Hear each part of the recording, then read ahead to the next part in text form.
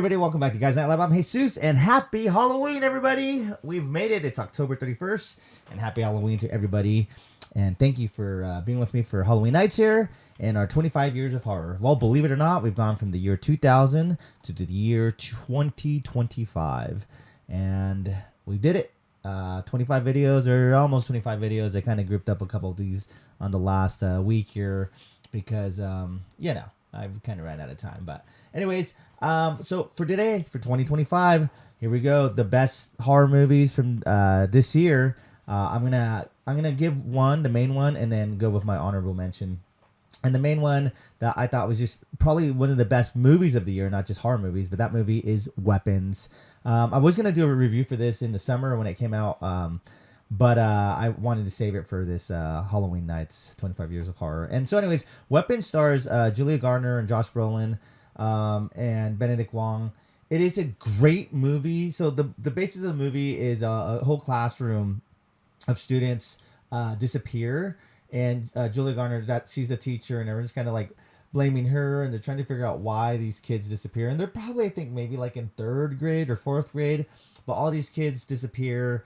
And Josh Brolin is he's like one of the dads, and Benedict Wong is like the principal. And there's all these other characters in the movie, but the main thing is that they're trying to figure out what happened to these kids. So in the beginning, you follow Julia Garner's story, and it's kind of showing like she doesn't know what's going on, but she's kind of being accused and being harassed and all this stuff. But as you realize, it's not an anthology, but it's kind of like because the movie is split into different they're kind of like Pulp Fiction, like different stories. And so it follows Julia Garner's her name's Justine, and then Josh Brolin's character Archer, and then who else? It follows like the policeman. It follows the principal. It follows like I think there's like maybe like 6 or 7 people whose story it follows, and it kind of gives like their interpretation, and they kind of have like intertwining stories, almost like Trick or Treat. If you've ever seen Trick or Treat is awesome, but yeah, almost like that. But the movie is just so good. It's well written. The aunt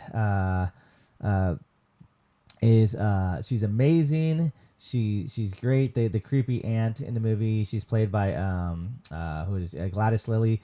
You might know her from I think she was in, I want to say not Uncle Buck, but I think she was like in Uncle Buck, because she has a bunch of makeup and she has all these things on. But her name is Amy Madigan, and this is gonna be a popular costume this year. But yeah, she's from Uncle Buck and Field of Dreams, and you wouldn't, I didn't even recognize her until I looked her up afterwards. But yeah. But anyways, intertwining stories. I leaned over to my friend while we were watching this, and I'm like, okay, this is either going to have like an amazing payoff, or it's going to be one of those movies that it was like a good movie, but just didn't have a great payoff. And it's kind of like, whatever. The payoff is amazing. One of the best movies of the year. Entertained throughout. Creepy, scary, funny. It's not supposed to be campy, but there's just little funny parts here and there. But yes, it's a great movie. If you have not seen Weapons, I think it's I don't think it's in theaters anymore. I think it's on HBO Max for streaming. Definitely get it or buy it on VOD, video on demand. But yes, Weapons is a great movie, especially for today, for Halloween. If you haven't seen it and you want to see something new, something that just came out this year, Weapons is my choice for Halloween Nights 2025. And my honorable mention is Black Phone 2. Black Phone 2 is the sequel to Black Phone. It stars Ethan Hawke as the grabber, Mason Thames as Finney, and then Madeline McGraw as Gwen. It's a great movie. This movie kind of focuses, for the first one, it focused on Finn, kind of more because he got kidnapped and everything he had to do to escape, and the ghost. And this one kind of focuses more on Gwen, who's his little sister. But if you remember in the original one, she was able to kind of see, she kind of had like this gift, this spiritual gift, and she would talk to God and see visions and have dreams. So in this one, it kind of focuses more on her, and Finn's kind of like the B character, but he's still kind of a main character, but it's more her story than his. But it kind of goes with the trauma that he had to deal with and everything. And it's kind of got like a Nightmare on Elm Street vibe. But it's so good. It is really good. the dream sequences are a little grainy, so it almost feels like you're watching an 80s movie.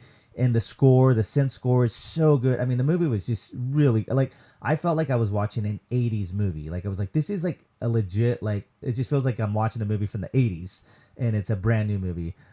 Great story. Completely different than the first one. Similar things happen. A couple disturbing parts in the beginning, so be aware of that. Just because it does have to do with certain, like the past and some children who got murdered and stuff like that. So, but yes, definitely creepy. Well thought out. Very even spiritual in a sense and supernatural, but like a good story and a heartwarming story of like a just a family that's gone through a lot. But yeah, I really liked it. Like I said, creepy, disturbing parts at times, but definitely I thought it was a great movie. So anyways, from Halloween Nights, I definitely recommend for 2025 Weapons and Black Phone 2.